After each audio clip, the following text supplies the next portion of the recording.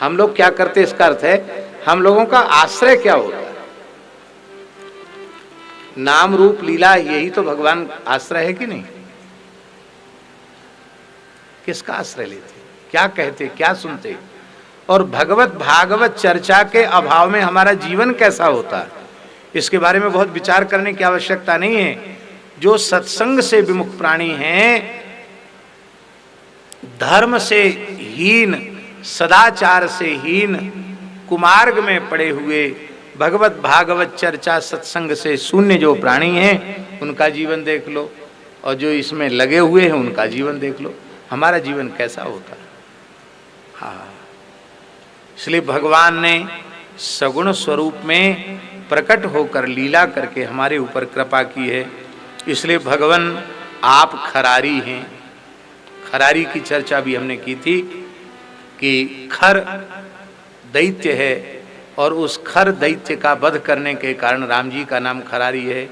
तो अभी खरदूषण त्रसरा का वध नहीं हुआ, पर सुतीक्ष्ण जी महाराज राम जी को खरारी कह रहे हैं। इसके दो भाव अभी हमने बताए थे।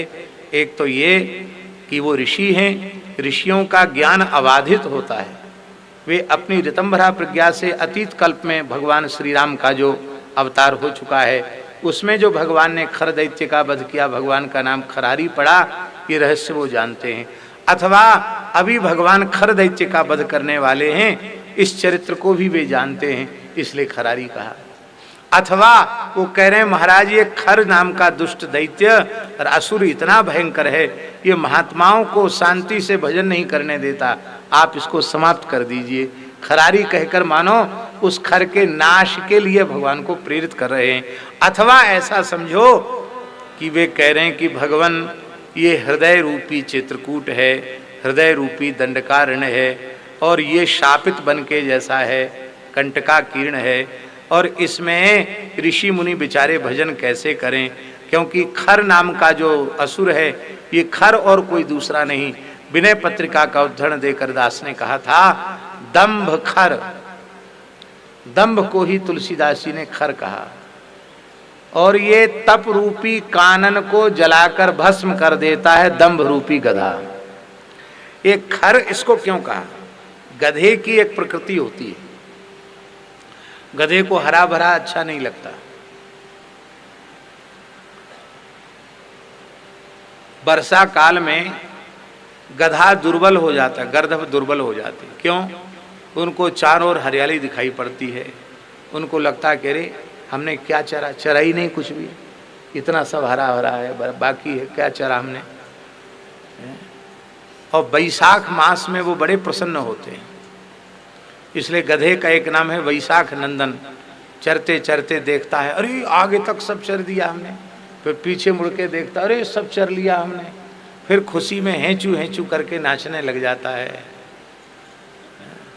तो ये तपरूपी कानन इस दंभ रूपी गधे को पसंद नहीं है, और ये दंभ रूपी खर का नाश करने वाले राम जी हैं। क्योंकि राम जी के जीवन में अवतार काल से लेकर उनके साकेत महाप्रयाण तक कहीं भी राम जी के जीवन में दिखावा नहीं है। भगवान से भी यही प्रार्थना हम तो रोज करते हैं कि प्रभु और तो सब ठीक है, हो ही रहा है, बस आप कृपा करें, जल्दी इस देश में ऐसा वातावरण निर्मित हो, धर्म प्राण भारतवर्ष की धरती गोवध के कलंक से भी मुक्त हो जाए, गोवंश सुखी हो जाए। ये प्रार्थना गंगा जी से नित्य हम लोग करते हैं। कई बार ऐसा लगता है कि क्या उसकी शुरुआत हो चुकी है क्या, ऐसा भीतर से लगता है, क्योंकि इन कुछ वर्षों में आप भी अनुभव करते होंगे, दास भी अनुभव करता है कि परिवर्तन हो रहा है। अब भगवान ने कृपा की है, थोड़ी सफाई शुरू हुई है, इस बार आर पार हो जाए, गो विरोधियों का सफाया हो जाए, और भारत हिंदू राष्ट्र की ओर अग्रसर हो रहा है। और ये तभी हो पाएगा, बातों से नहीं होगा, जब इस देश में वेद लक्षणा भारतीय गाय सर्वोच्च पद पर प्रतिष्ठित होगी, तभी भारत हिंदू राष्ट्र होगा। सर्वोच्च पद का अर्थ क्या है? संपूर्ण वैदिक सनातन धर्म की जो उपासना पद्धति है वो पंचदेवात्मक है। गणपति, शिव, सूर्य, शक्ति और नारायण। पंचदेव में ही सबका अंतर्भाव हो जाता है और पंचदेव में एक देव में भी सबका अंतर्भाव हो जाता है। नारायण में सबका अंतर्भाव हो जाता है।